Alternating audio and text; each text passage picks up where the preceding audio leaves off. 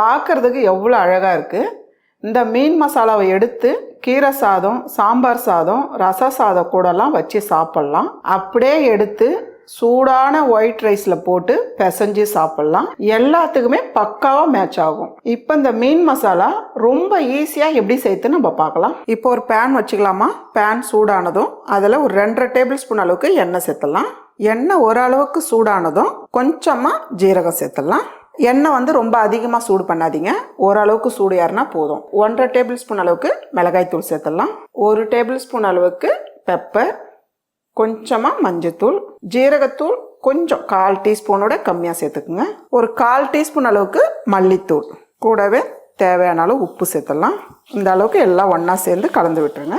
கூடவே சின்னதாக ஒரு வெங்காயம் எடுத்து 1 பாதியமாக அரைச்சி வச்சுருக்கேன், இதை சேர்த்துடலாம். 1 டீஸ்பூன் அளவுக்கு இஞ்சி பூண்டு பேஸ்ட்டு, இதையும் சேர்த்துடலாம். சேர்த்துட்டு நல்லா கலந்து விட்டுருங்க. கொஞ்சமாக கருவேப்பிலை. மசாலா சேர்த்து ரொம்ப நேரம் பரட்ட வேண்டியதில்லை. வெங்காயம் அதிலே வதங்கிடும். நம்ம அரைச்சி தான் வச்சுருக்கோம். ஓரளவுக்கு வதக்கினா போதும். கூடவே கொஞ்சமாக ரொம்ப கம்மியாக புளி எடுத்து ஒரு 1/4 கப் அளவுக்கு தண்ணி சேர்த்து கரைச்சி வச்சுருக்கேன், இதை சேர்த்துடலாம். சேர்த்துட்டு நல்லா கலந்து விட்டுருங்க. இந்த டைமில் நீங்கள் உப்பு காரம் செக் பண்ணிக்கோங்க. தண்ணி இதுக்கு மேலே சேர்க்கக்கூடாதுமா. தண்ணியாக இருந்தாலும் புளி கரைச்சலாக இருந்தாலும் இதுக்கு மேலே சேர்க்கக்கூடாது. இந்த அளவுக்கு தான் இருக்கணும். நான் 1/2 கிலோ மீன் எடுத்து கழுவி சுத்தம் பண்ணி வச்சுருக்கேன். இப்போ இந்த மீனை சேர்த்துக்கலாம். உங்களுக்கு அதிகமாக மீன் எடுக்கிறீங்கன்னா நீங்கள் இந்த மசாலா கொஞ்சம் கூடுதலாக சேர்த்துக்குங்க. இப்போ ஒரு பீஸாக சேர்த்துடலாம். மீன் சேர்த்துட்டு அடுப்பு தீ ஃபாஸ்ட்டாக வைக்காதீங்க, ரொம்ப குறைச்சி வச்சுடுங்க. 1 நிமிஷத்துக்கு அப்படியே மூடி வைக்கலாம். அதுக்கப்புறம் திருப்பி விடலாம். பாருங்கம்மா, 1 நிமிஷத்துக்கு விட்டுருக்கேன். எண்ணெய்லாம் சேர்க்க வேண்டியதில்லை. அந்த எண்ணெயே நல்லா திரிஞ்சு வந்துடும் மேலே. இப்போ இதை அப்படியே திருப்பி விடுங்க. நமக்கு இது மீன் வறுவலாகவும் ஆகிடும், அதே போல் மீன் கிரேவியாகவும் வச்சு சாப்பிட்லாம். ரொம்ப ஈஸியான டிஷ்ஷு, சாப்பிட்றதுக்கு செம டேஸ்ட்டாக இருக்கும். இப்போ மறுபடியும் திருப்பி விட்டுட்டு நம்ம இது 1 நிமிஷத்துக்கு மேலே அப்படியே இருக்கட்டும். இப்போ மூட வேண்டாம், நீங்கள் அப்படியே விட்டுருங்க. திருப்பி விட்டுட்டு 1 நிமிஷத்துக்கு மேலே ஒரு 1.5 நிமிஷம் வரலாம் அப்படியே விட்டுருங்க. இந்த கிரேவி சூடான சாதத்தோட பிசைஞ்சு சாப்பிடவும் ரொம்ப நல்லா இருக்கும். அதே போல் மீன் வறுவலாக சைட் டிஷ்ஷாக வச்சு சாப்பிட்றதுக்கும் ரொம்பவே சூப்பராக இருக்கும். அவ்வளோதாம்மா, அப்படியே திருப்பி விடுங்க. இதே போல் 2 பக்கமும் நல்லா திருப்பி விட்டுருங்க. இது செய்யறதுக்கு ஒரு 4லேருந்து ஒரு 5 நிமிஷம் தான் ஆகும். ரொம்ப ஈஸி. அதே போல் சாப்பிட்றதுக்கும் சரியான டேஸ்ட்டில் இருக்கும். நல்ல ஒரு டிஃப்ரெண்ட்டான டேஸ்டான மீன் மசாலா ரெடி. நல்ல ஒரு காரசாரமாக மிளகு வாசனையோட மீன் மசாலா சாப்பிடணுன்னு ஆசைப்பட்டீங்கன்னா கண்டிப்பாக இந்த மசாலா ட்ரை பண்ணி பாருங்கள். இந்த மீன் மசாலாவோட வாசனை ரொம்பவே அட்டகாசமாக இருக்கும். நீங்கள் சாதத்தோட பிசைஞ்சு சாப்பிட்லாம். இட்லி, தோசை, சப்பாத்தி எல்லாத்துக்குமே இது மேட்ச் ஆகும். இப்போ ரொம்ப ஈஸியாக எப்படி செய்யுதுன்னு பார்க்கலாம். நான் 1/2 கிலோ மீன் வாங்கியிருக்கேன். நல்லா கழுவி சுத்தம் பண்ணி எடுத்து வச்சுக்கோங்க. இந்த டிஷ்ஷு நீங்கள் எந்த மீனில் ஒன்றாலும் செய்யலாம். நான் தேங்காய் பாறை வாங்கியிருக்கேன். 1 டேபிள் ஸ்பூன் அளவுக்கு மிளகுத்தூள் சேர்த்துடலாம். 1/4 டீஸ்பூன் அளவுக்கு மஞ்சத்தூள் சேர்த்துடலாம். 1 டீஸ்பூன் அளவுக்கு இஞ்சி பூண்டு பேஸ்ட்டு சேர்த்துக்கலாம். 1 டீஸ்பூன் அளவுக்கு எண்ணெய் சேர்த்துடலாம். இதெல்லாம் சேர்த்து நல்லா கலந்துருங்க. எண்ணெய் சேர்த்து மிக்ஸ் பண்ணிங்கன்னா இந்த பெப்பர்லாம் மீனோட நல்லா ஒட்டிக்கும். அதுக்காக தான் இந்த அளவுக்கு நல்லா பிடிச்சிக்கும். தண்ணி சேர்த்திங்கன்னா இந்த அளவுக்கு பிடிக்காது. கூடவே இந்த மீனுக்கு தேவையான அளவு உப்பு சேர்த்துடலாம். 1/2 லெமன் ஜூஸ். மசாலாலாம் சேர்த்து நல்லா கலந்துட்டு லெமன் ஜூஸ் கடைசியாக சேர்த்துக்குங்க. அவ்வளோதான், இது அப்படியே இருக்கட்டும்.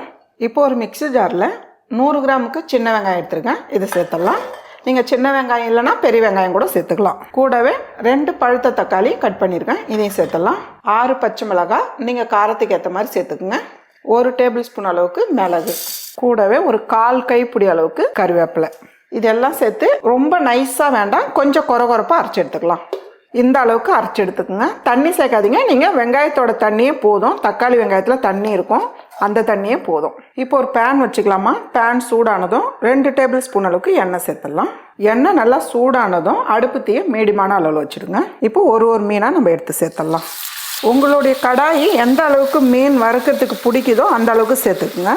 மீடியமான தீயில வச்சுட்டு கொஞ்ச நேரம் செவந்ததுக்கப்புறம் மறுபடியும் திருப்பி விடலாம். ஒரு பக்கம் வெந்ததுக்கப்புறம் திருப்பி விட்டுடலாம். இந்த மீன் வறுவல் நீங்கள் அப்படியே சாப்பிட்றது கூட ரொம்ப நல்லாயிருக்கும். ஒரு ரச சாதம், சாம்பார் சாதத்துக்கெலாம் வச்சு சாப்பிட்டிங்கன்னா ரொம்பவே சூப்பராக இருக்கும். இந்த அளவுக்கு வெந்தால் போதுமா, நம்ம எடுத்துடலாம். இதை போல் ஒரு பிளேட்டில் எடுத்து வச்சுடுங்க.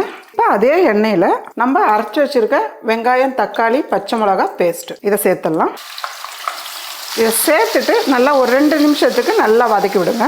இதோட பச்சை வாசனை போகணும், அந்த அளவுக்கு வதக்கி விட்டுருங்க. பாருங்கம்மா, ஒரு 2 நிமிஷத்துக்கு மசாலா நல்லா வதக்கிட்டோம். இது கூடவே கொஞ்சமாக அந்த மசாலாவுக்கு தேவையான அளவு உப்பு, ஏற்கனவே வந்து நம்ம மீனில் உப்பு சேர்த்துருக்கோம், அதனால் பார்த்து சேர்த்துக்குங்க.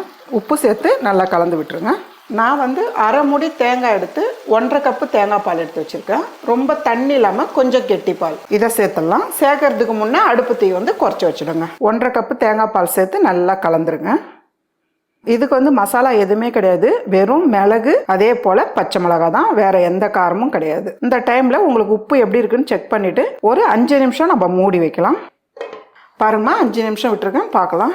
நம்ம சேர்த்துருக்க தேங்காய் பால் வந்து நல்லா கெட்டியாக இருக்கு பாருங்கள். தண்ணியாக சேர்த்துருந்தோம் கிரேவி, இப்போ வந்து நல்லா திக்காக வந்திருக்கு. இந்த அளவுக்கு இருக்கணும். இந்த ஃபிஷ் மசாலா நீங்கள் செஞ்சு பாருங்கள். ஒரு டைம் செஞ்சிங்கன்னா அப்பப்போ விரும்பி செய்வீங்க. அந்த அளவுக்கு டேஸ்ட்டு ரொம்ப நல்லாயிருக்கும். இப்போ நம்ம வறுத்து வச்சுருக்க மீன் வந்து ஒரு பீஸாக சேர்த்துடலாம். மீன் சேர்த்துட்டு கொஞ்ச நேரம் மூடி வச்சா போதும். 1 நிமிஷத்துக்கு மூடினாலே போதும், அதிக நேரம் தேவையில்ல. பாருங்க, 1 நிமிஷம் ஆயிடுச்சு, நம்ம பார்க்கலாம். மீன் சேர்த்துட்டு அதிக நேரம் விட்டிங்கன்னா மீன் வந்து உடையும். ஏன்னா நம்ம ஏற்கனவே வந்து வறுத்த மீன் தான், அதனால வந்து 1 நிமிஷத்துக்கு இருந்தால் போதும். இப்போ வந்து இதை அப்படியே திருப்பி விட்டுருங்க. இந்த அளவுக்கு திருப்பி விட்டுட்டு பொடியை நறுக்குன்னு கொத்தமல்லி தேவையான அளவுக்கு சேர்த்துடலாம். அவ்வளோதாம்மா, நல்ல ஒரு டேஸ்டான ஃபிஷ் பெப்பர் மசாலா ரெடி.